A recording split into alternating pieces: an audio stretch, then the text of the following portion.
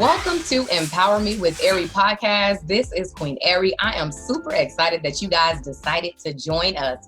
We're gonna have a phenomenal show today. I know we are. We have a very special guest on the show.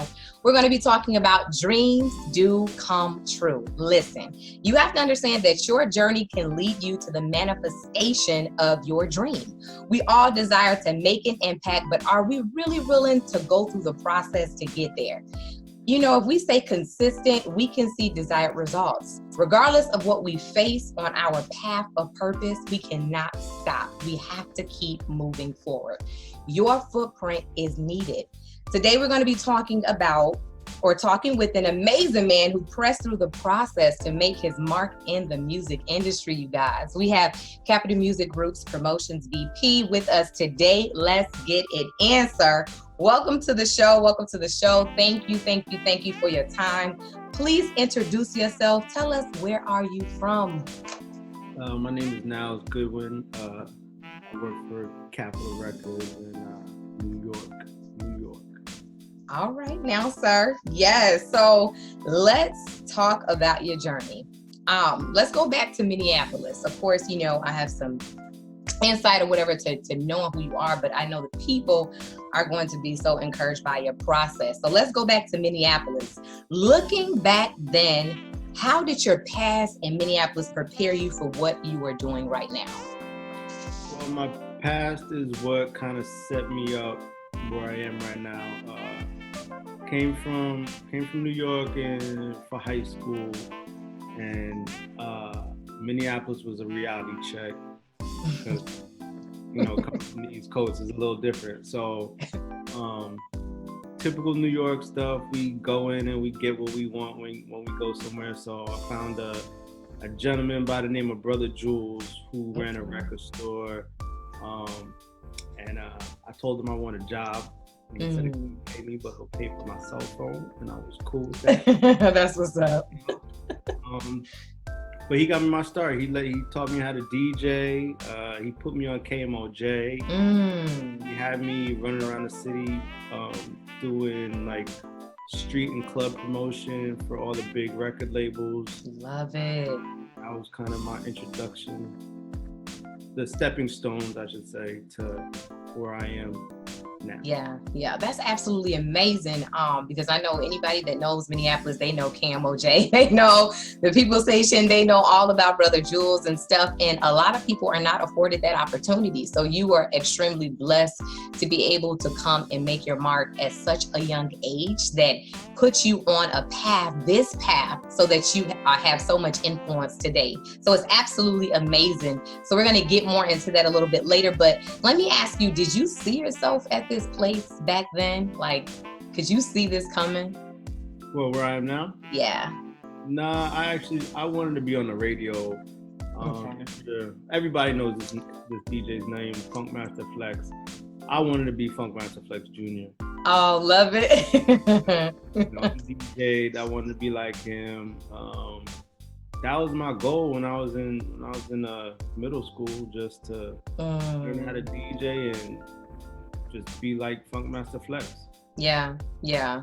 It's so much easier when you have like a vision as to where you want to go, even if things kind of switch on your path. But as long as you have like some type of goal as to a mark you're trying to press to, I think it's easier, and it can help you not lose momentum until you get to where you really desire to be. And so let's talk about the most challenging part of your journey. What has that been? The most challenging part was probably when I was in college. Wasn't making a ton of money. Really, I was an intern, worked for free. I don't think they had labor laws yet. So wow. We would just work. The assistant would order me the food because I have no money. I would snatch people's Metro cards so I could get home. Oh my goodness. Nice. I lived in Jamaica, Queens, so a cab from the city to Queens is like $60. Whoa. Yeah. That was the hardest time, getting paid chump change, but I worked through it, met a bunch of great people who were also broke in the industry, trying to come up. And yeah, so now, Right. I fought through that and make a little bit more money at a time. It took a while. It definitely took a good 15 years. Okay. See, I want a lot of people to literally hear what you just said. It took a while. You made little more by little more by little more. It was a process. So many times today, we look up and we see people that kind of seem like they just appeared and they're like, oh, I want to be like this person, and we want microwave success, but they don't know the background story. And it's so imperative to not rush your process because you may not be prepared. You know what I mean? Niles back then, 15 years ago, may not have been prepared for what he's doing right now. And so I think we kind of need to have that open dialogue more as to, encouraging people to be okay and be patient on their process, understanding like they're getting, they're getting something, they're gaining knowledge here, so that they can implement wisdom on how to be a better DJ or whatever it is, or how to gain more insight on the music industry that will eventually help them to become the best versions of themselves. So I appreciate you being honest about that, because some people fake the funk. They just show like, waving money. I got this, I get the cars, and they're selfish. They won't really tell people about the process. So I love how authentic you were with that. And so, talking about knowledge, having the knowledge that you have right now, or the wisdom that you have right now, would you change anything regarding back then? Would you do anything differently? And if so, what? It's hard to, I don't really think so, because everything I went through prepared me for today. So it's like, not, just being amazed to even be on the radio, I wasn't, it's not like I was getting paid, but, Jules let me borrow his car to drive down to the radio station. So, and then he would take me in the clubs and DJ and college parties at Augsburg. Yeah, Augsburg. Yes. But at the same time, he taught me how to hook up sound. So when we went to DJ party, we also brought the speakers and the amps, and I'm pushing speakers that weighed more than I weighed. But I learned how to hook up audio in the process of DJing with him. So I learned so much. Yeah. Stuff that you just can't learn from a book. Yeah. Absolutely invaluable. So speaking of that, we'll kind of jump this way. So and I know you talk about Brother Jules a lot. I know you had an absolutely amazing impact on your life. Who was the most instrumental on your journey? Was it family? Other friends? How did your circle or your support system look during that time? And how important is it to have mentors to get to where you're going? Well, which time are we talking? So back in Minneapolis on the process, and I guess from Minneapolis to when you went to college, who was most instrumental on your journey to get you back to New York and to get you to where you are today? I mean, as soon as I graduated from high school, I left the next day. Wait. Back to New York, got out of there, went to DC a couple hours after I got home. But I do have to shout out this guy named DJ Wade O. He is now he DJs Christian music in Newark, New Jersey. Wow. But he was the DJ who ran Howard when I went. And, just me being aggressive, I went up to him and I'm like, same thing I did with Jules. And I was like, yo, man, like, I need to get down. I need a piece of this. He was a senior, and he was like, he took me under his wing and, showed me the ropes my first year. And he's like, I'm out. The school's yours. And then, Love it. The school was mine. And that's where I started meeting like college label reps. And so I met a rep named Kathy. I forgot her last name. But Kathy hooked me up with an internship at Def Jam the end of my freshman year, and I interned there for 4 years. Never took a spring break. Always, every Thanksgiving and Christmas, besides the summer, because that's when the main internship was. But every chance I got, I would go work at Def Jam with this guy named Sam Crespo. Help me start my career. Yes, the grind was real. You said you never took a break in school and then interning. Like, I can't stop because I know I want to get some. That's absolutely dope. That's encouraging. I know people listening to this, they're gonna really be encouraged by this. And so, and this kind of goes with the other question. We can talk about how important it is for somebody to have a mentor, for somebody to have the mindset that it's okay to not be able to do everything by yourself. It's okay to be able to look to somebody to get some answers, and because I know a lot of times people they kind of have egos and they kind of want to say, I'm self-made, like I did this myself. But in reality, we need people to really get to where God has created us to be, where we're going in life. So how important is it to have mentors? Mentors, I think, is everything. My mentor gave me my first corporate, like I became official employee, because after school I still worked for like $1,000 a month. Wow. Like a year and a half. Then a guy named Azim Rashid, he's like, I'll take a chance on you and love it. Give me a job doing tours and DJ radio promotion. So basically I was, I'd be going all the time, but I still use everything he taught me when he hired me. I still use to this day.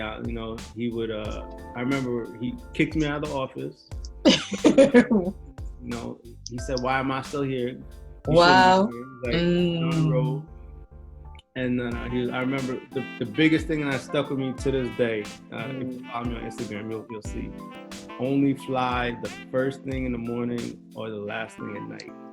You can't fly because you're gonna miss something during the day.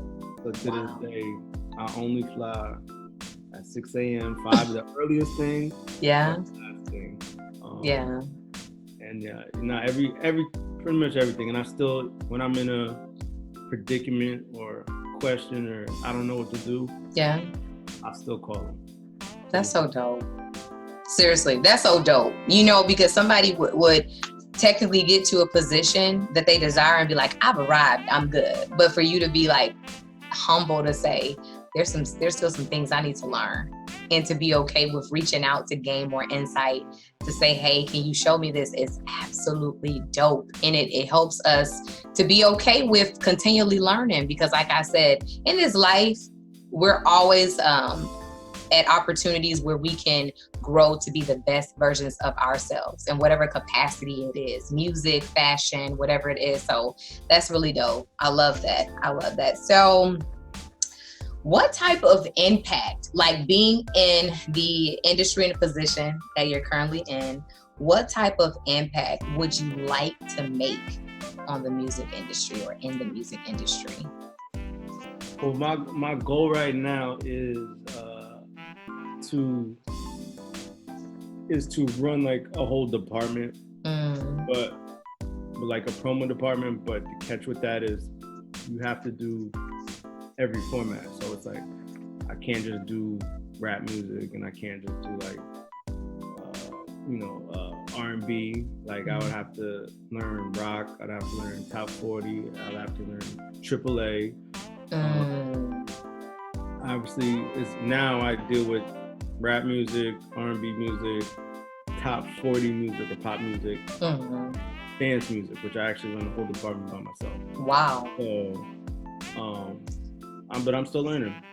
So, I mean, that's what I'm trying to be. You don't see too many Black people running an entire promo department with top 40 and rock music and AAA and yeah. in all the genres. So Right. Listen, Sir King, that's a total game changer to be a Black man and with that level of influence in an organization like that. Listen, you literally at the level you're at, you can change so many lives. You can, because what you do, people are watching. You're an example. Some people are, you're somebody else's dream, and so they're watching you. And this kind of goes to the next question. So, with this level of influence that you have, and you know how the music industry, it really affects society. It from what people do, from what they wear, the videos and stuff that we see on TV. Do you believe that the music industry today is making a healthy impact? Do you think the industry, can switch some things up? And if so, like, what do you think we need to do so that we're sending the healthiest messages across? You know what I mean? To the consumers? Yeah. I mean, yeah, things could definitely change. Some things could be more explained, or a wider vision of what it actually is. Maybe artists with tons of jewelry. It's not like they get that overnight, and some people pay for that continuously. $1,000 changes. Yeah. So, I wish people could see, the breakdown of an artist's life. They spend a lot of money on their friends. Wow. But I mean, it's like I always give credit to Lil Baby, because I started with him, and he has the same set of crew around him.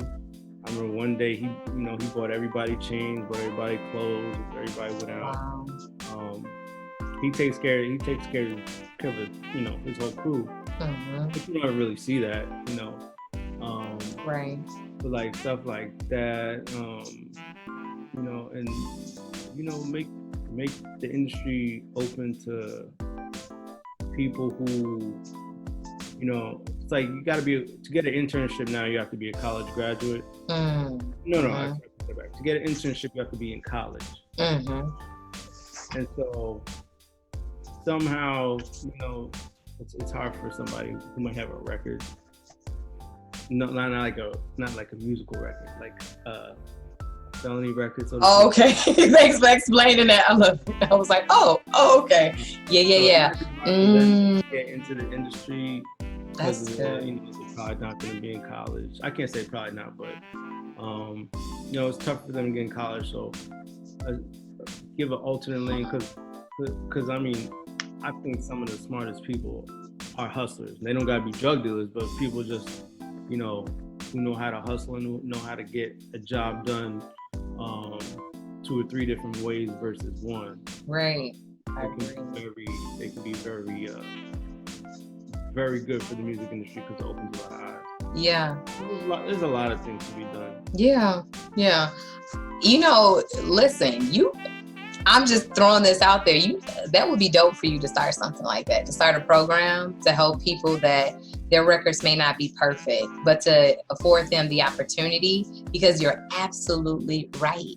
If somebody has a felony, if somebody has certain scars on their record, they're not getting financial aid. So how are they going to go to school? Mm-hmm. So it's preventing them from going. So you're absolutely right. There's a lot of people out there that just got caught up in certain things, and everybody deserves another chance. And I think that would be, listen, sir, that would be absolutely amazing for you to think about that. I'm telling you, I think you own something. I'm just saying, when you said that, I was like, I've never seen that. Seriously. So look, you may have a little, work to do behind the scenes, but I love that. I love that idea. And that may be something that could literally blow the music industry to just a whole nother place, because it's really helping people be all that they can be, regardless of their past. And so I think, like I said, everybody deserves a second chance. And so, yes, I'm looking forward to that. And it could be on TV too. I would love to see more, you know what I mean? Like you was talking about artists and stuff, but I would love to see more TV shows that are real authentic, that they can see how people are literally taking care of whole crews and families and stuff. And like you said, a person's not getting 15 chains overnight. This is a process. You're starting with one, and working your way up, and you have all these other expenses and stuff that you have to take care of. So it's not always beauty and glam. And so the behind the scenes, I think definitely there needs to be more exposure in regards to that. So a TV show regarding that would be absolutely dope. Seriously. And so if you could send one message to the music world, what would it be? Or being in the music world, what would one message would be? Unity, or, be authentic? What would it be?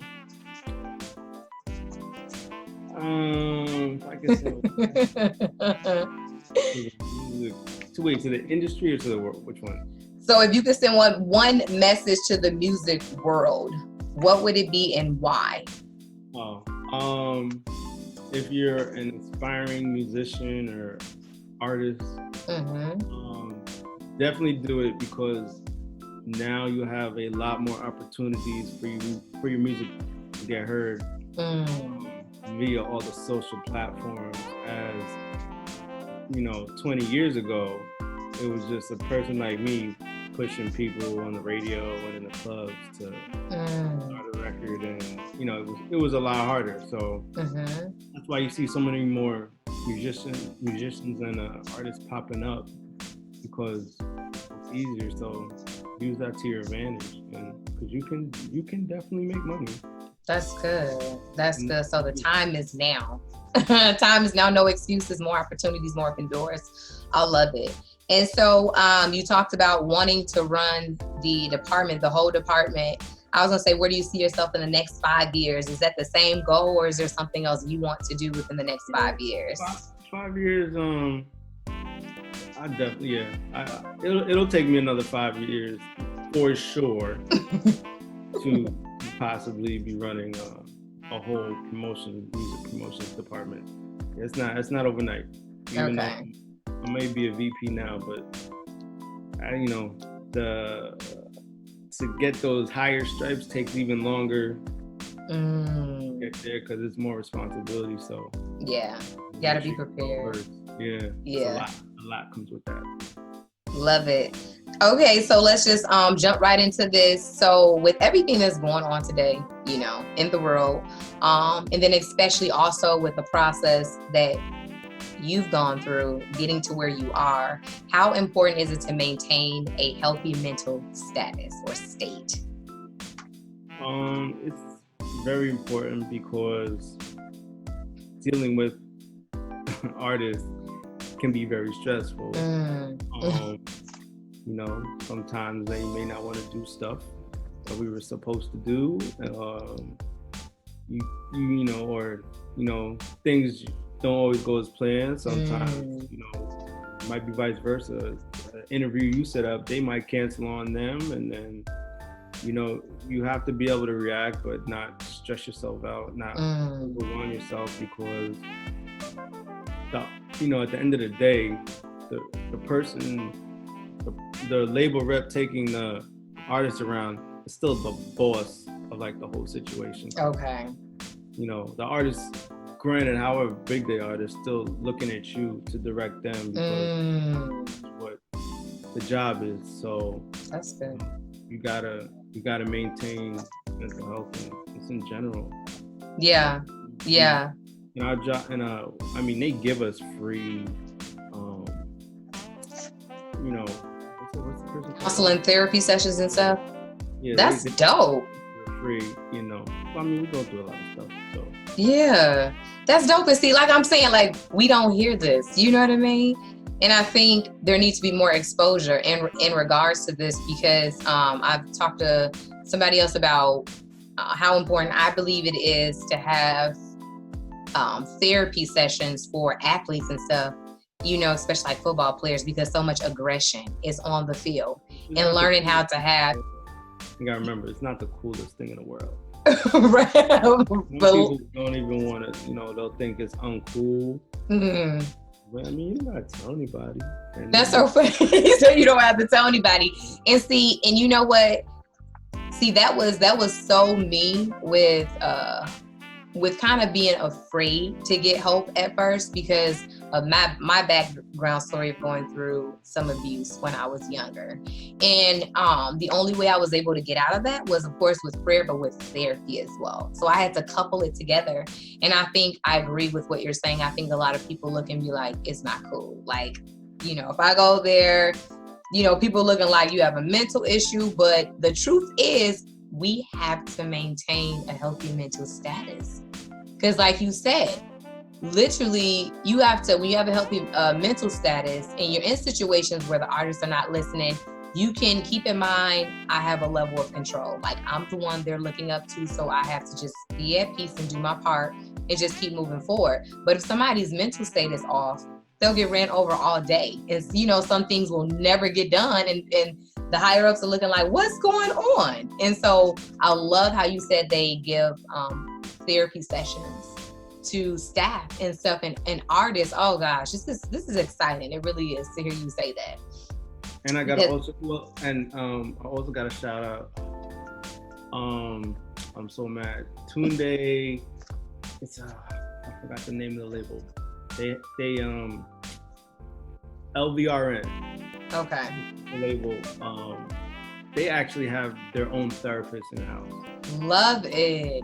Yes. LVRN, that's Tunde and them. They have the artists like Black and wow. No, that's dope. That's absolutely dope to have somebody that's accessible right there. Because when situations happen, of course, with unfortunate police brutality and all that stuff, and especially being a Black person, you could feel that. And being a Black man, when you have to go out with the artists and stuff, and what if somebody got pulled over and a situation happened, like that can go through your head. So having somebody accessible there is everything. I think that's absolutely perfect. So for more people to promote that, I think they really need to do that. So what do you do to stay balanced? We talked about having a healthy mental state, and you talked about learning not to stress so much over pretty much what you have to do. Do what you can and keep it moving. But what do you do to maintain a healthy balance? I put my phone down. Love it. That's cool. That's a good one. At least I try to. Depends on what's going on. But come home, cook a lot. Look at you. Eat out every day. And it's just. Oh yeah. So